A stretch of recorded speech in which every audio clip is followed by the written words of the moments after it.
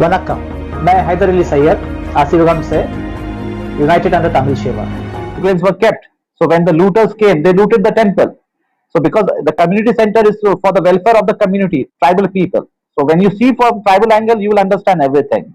And when you make Judaism, Christianity, and Islam as a Abrahamic religion, then you are trapped in the what you say matrix, and there's no way coming out of that thing because Abrahamic religion has got nothing to do with truth. Yeah. You can create religion, you can convert people, but religion is priestly class was never a part of a social structure. I'll give you like the term ancient Indian Tamil culture is basically Asivagam, and Asivagam basically means nafs or nafes in Hebrew, and A stands for soul or God. Sivan or Jivan means DNA. Agam means inside, and if you decode it, if you see a deeper meaning, Adam Asivagam basically means Adam. Adam is also created from earthly material. It has a soul, God's particle, and the DNA, the blueprint of life. So Asivagam is basically means Adam or self, nafs or nafes. So how and everyone is connected. And when you do meditation, the only way to get connected is through meditation. And for meditation, we don't need a priestly class. So that's why in our culture we don't have a priestly class. And until today, Brahmin has been kicked out from this. People are fighting against the Brahminism. If you do some research on Brahminism, you will understand that Brahminism was opposed right from from Gautam Buddha to Chhatrapati Shahu Maharaj, Guru Nanak, and there were many sons, Tukaram, Ramdev, and all those people. They rejected it, and in the last 100 years, Periyar from South India, he said that if you see a snake and a Brahmin, kill the Brahmin, leave the snake. So this is the concept. In India, we don't accept Brahminism, and all the priestly class in India was pushed into India by these different invaders. When the Turks came, Ottoman Caucasian Turks came in, they promoted Islam and they promoted Maulana and Maulvis. When the East India Company came, they promoted Christianity and the priestly class, and they are maintaining the priestly class. So priestly class is never a part of our culture. So that's why in India, it's very likely that in near future, Islamic religion will be kicked out from this country.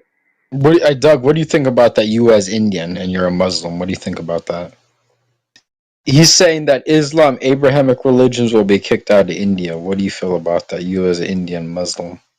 Abrahamic religions will get kicked out of India. To Abraham, Avinu, why don't all this stuff? We should go back to Hinduism, and worshiping Shiva. Yeah, I know there's been a No, lot. no, I never said Hinduism. I never said Hinduism. Asivagam. And Asivagam, I have explained that Asivagam basically means a soul, DNA, and earthly material. And it refers to Adam, the religion of Adam.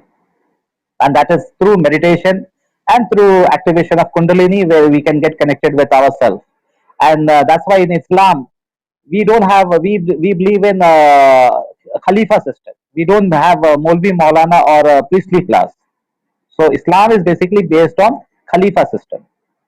And in Indian culture, we have the concept of Shivam and Shivan. Shivam means God, and Shivan in Tamil means God representative on the earth, that is Khalifa. So the Kalimah of Islam is basically God. That's why chapter 3, verse 18 talks about the Kalimah. And if Prophet Muhammad had started Islam, then the declaration of Islam or Kalimah shahadah should have been with Prophet Muhammad. But when Islam is started from Adam, the Kalimah of that time was obey Allah and obey the Khalifa. That's why the introduction was basically chapter 2 verse 30, which talks about wise, driven, successful authority, Khalifa representing on the earth. So the Kalimah is the starting point of Islam is where the Kalimah is, not the completion of Islam. That's why if you read Quran chapter 3 verse 144, Prophet Muhammad is no more than a messenger. Many messengers have come earlier, and if he dies or gets slain, don't leave the Sirat al-Mustaqim or the straight path.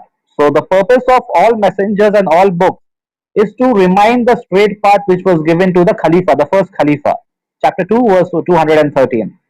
So in that series, Prophet Muhammad is the last messenger and Quran is the last Furqan, which is under the protection of Allah. So Islam is not an Abrahamic religion, and Ibrahim is also a follower of Tamil culture, set culture. And priestly class was never a part of Islamic culture, whether it be Brahmins, rabbis, priests, or Maulana or pastors. They have got nothing to do with reality or truth. Yeah, so there was a lot there. One thing I will agree with you is that the Prophet Muhammad sallallahu alaihi wasallam intentionally did not institute a clergy, right, like a priestly class, like you're saying. So I mean, I do agree with there with regards to the Khalifa. The other way to interpret that is custodian of the world. So it's not necessarily like a temporal or polity type of rulership, right? It's also caretaker, so conservation of the environment and what God has given you. So it isn't. I mean, I when I read that, I don't generally take that as just like a political rulership. It's also responsibility. So the whole concept is to bring Khalifa system, and there is a priestly class system. So which is Islamic and which is un-Islamic, people can think over it. And chapter 3 verse 18 is clearly, if you read it, you will find that the angel assessed the people of knowledge to maintain the balance and justice, and that is done by the Khalifa. You know, as you being from India in Pakistan, so you're from the same, you know, I'm not saying the same region because he's Tamil, but okay, so you with the history and stuff like that, and you viewing it, you know, and him coming from it, that the Brahmins were invaders and stuff like that. And what's your whole thoughts on the Brahmins and like on Buddhism and like just Indian history in general, and how Islam is better for the Indian people? Yeah. So I know, like, especially recently with the rise of Hindutva and Modi, and so there's been a like extreme rise of anti-Islam and wanting to wash away what the Mughal Empire did, which if you go back just like 300-400 years ago was the most like prestigious. They had the highest what we would call GDP in the world. So I mean, but they did commit, you know, atrocities. I'm sure. I mean, I'm not denying that all empires do, but so I know like they're trying to rewrite some of that history, just trying to wipe out because they see Mongols as foreigners, as invaders.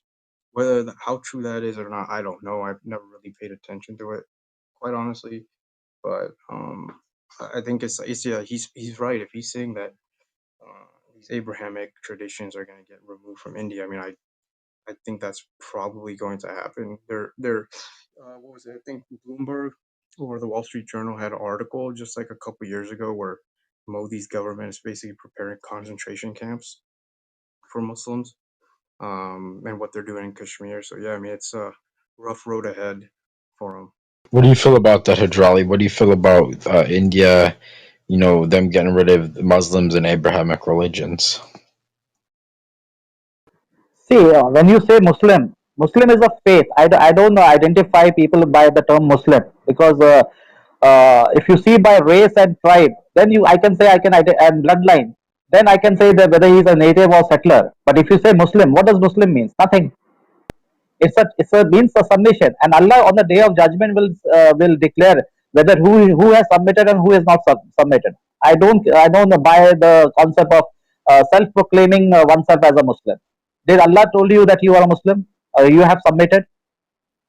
So that's a misconception or deception caused by the people, and it is created by the invaders, Caucasian invaders, who wants to destroy the Indian identity and making the native as look like as a Christian, Hindus and Muslims. Because in a tribal culture in India is the only land which identifies as per their Shubha wa Kabai, chapter 49 verse 13. In India we identify as per a department of work, and as per Quran chapter 49 verse 13, Allah says clearly that from a single male and female, their children were divided into different department of work. And India is the only country which identifies by their department of work.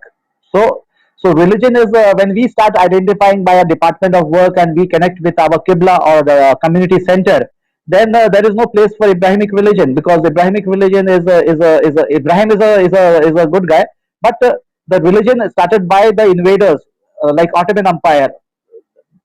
They are outsiders, and the culture of Islam, what Ibrahim did was basically followed what Indian cultures are doing. Like for example, we have a community center. Kaaba is also a community center. Then we wash ourselves, we dip ourselves, and do parikrama. That is going around the shrine. That's what is done in Kaaba also. Tawaf, and then we sacrifice an animal. So what? So same culture has been followed by Ibrahim, na? Indian culture only, na?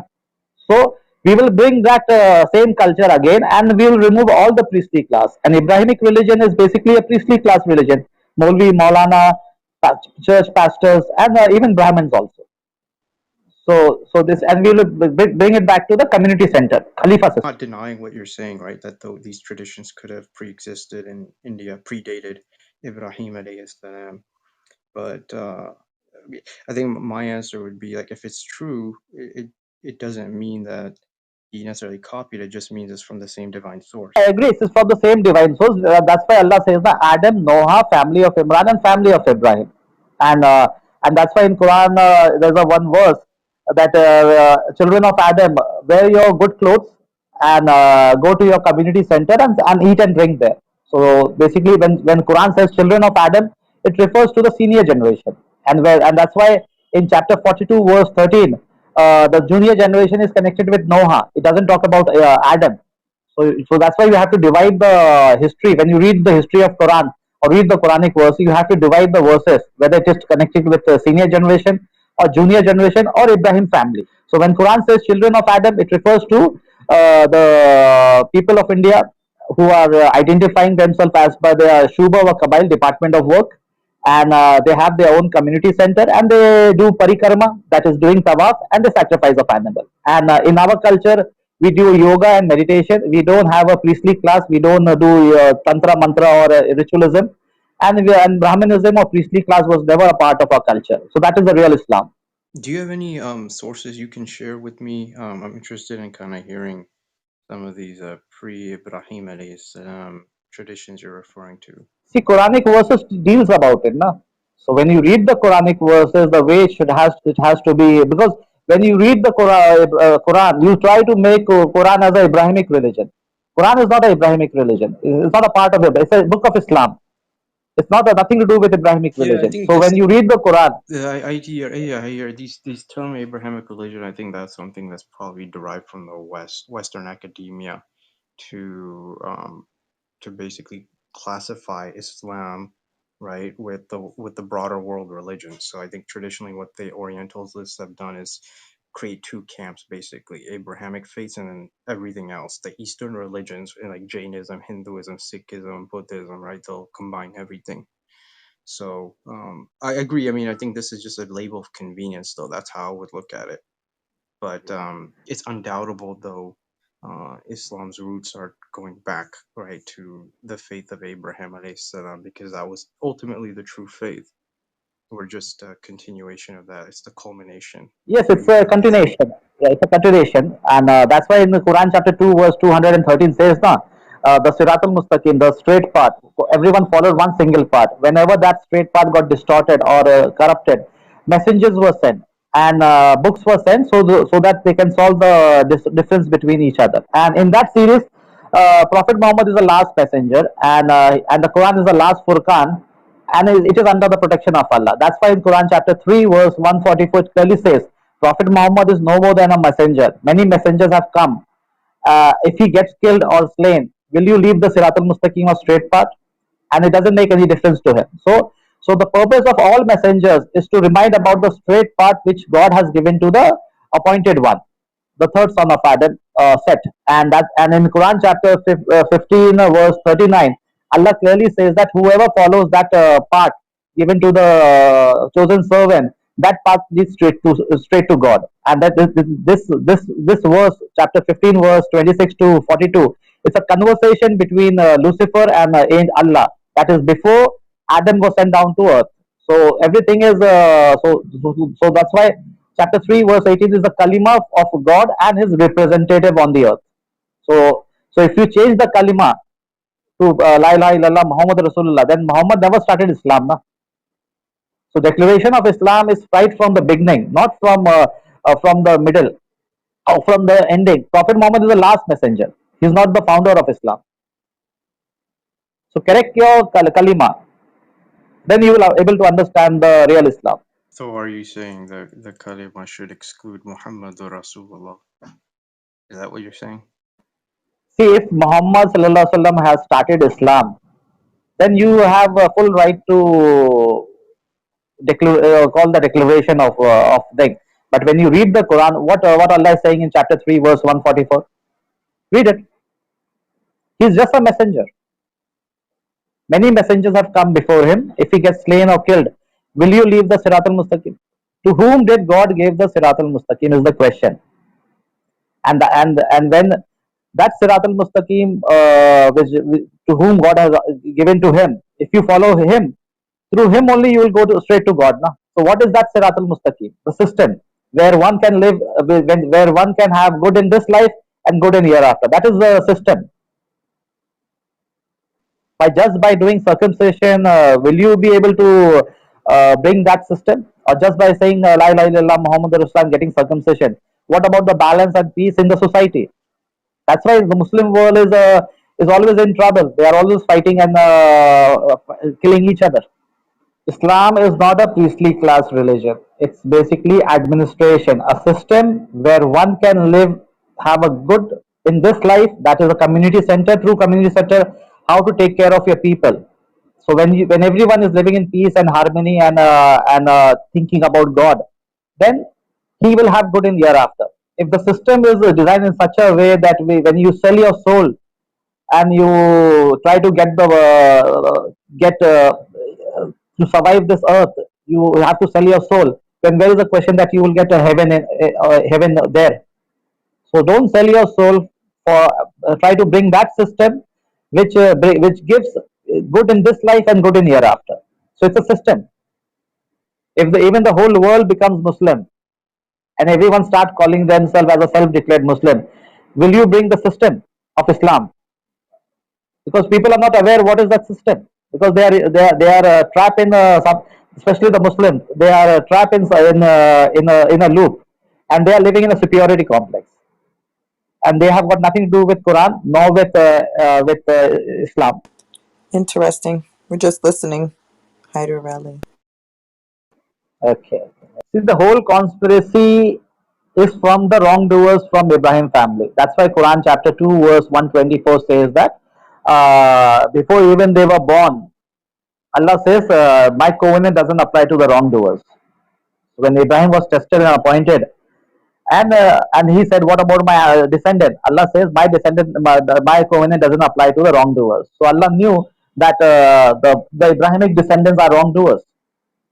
So that's and the whole conspiracy against the Sirat al-Mustaqim is designed by the wrongdoers from the Abrahamic family, the children of Israel, and the Quran exposes them. And if you read the Quran, you will understand that they distorted their book, killed their messengers, and they sold their own people across the globe. And they distorted the book because Torah and Gospel is for the particular tribe, not for European people or white people. It is a tribal book for 12 sons, 12 children of Jacob. And they killed their messengers because the purpose of all messenger is to remind about the Sirat al-Mustaqim. Quran chapter 2 verse 213. And and because they are these Abrahamic children, black Israelites, they are enemy of Sirat al-Mustaqim, so they kill their messengers.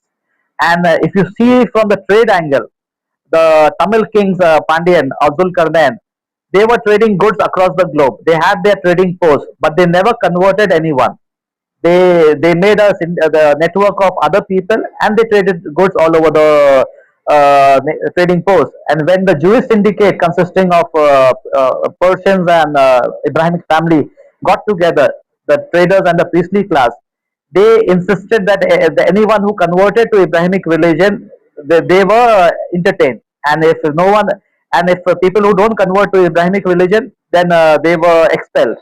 So this is how the Abrahamic religion spread to Russia and other part of Europe, Christianity and Judaism, and then when Prophet Muhammad came, he exposed this Abrahamic religion, and ultimately, and since there was a fight between the Abrahamic descendants are between Persians, so instead of giving the real Sirat al-Mustaqim to Europe, they gave the fake Abrahamic religion once again to the European center, the new Qibla country, or a house of administration for and that's why Allah kicked them out from that land. Moors ruled 800 years, they were kicked out from that land, and and now Kaaba, which is a community center for family of Ibrahim, is been ruled by the Caucasians. So this means these people, the black Israelites, they are controlling the mafia across the globe, and they are selling their book, Torah Gospel, to other nations. And now they are making their community center as an international get-together place for entire mankind, which is totally against the Islam. So if you read chapter 9, Allah stops Prophet Muhammad from entertaining other people, other non-Abrahamic family coming to Mecca. So it's totally so who is the culprit? The white people or the black Israelites? So that's the question. Chapter 30, verse 22, color and language for the people of knowledge. So when you see by language and color, you will get the whole picture clear. Really, like the descendant of Abraham, not all. Some of them are virus to the society, and they are scattered all over the world. And Quran chapter 17, verse 104 clearly says that these virus will be kicked out from all the region, and they will be sent back to their land. And it will start from India, where Abrahamic religion and Abrahamic descendants, they will be kicked out from here, and the rest of the world will follow soon. So that is going to happen in India very soon.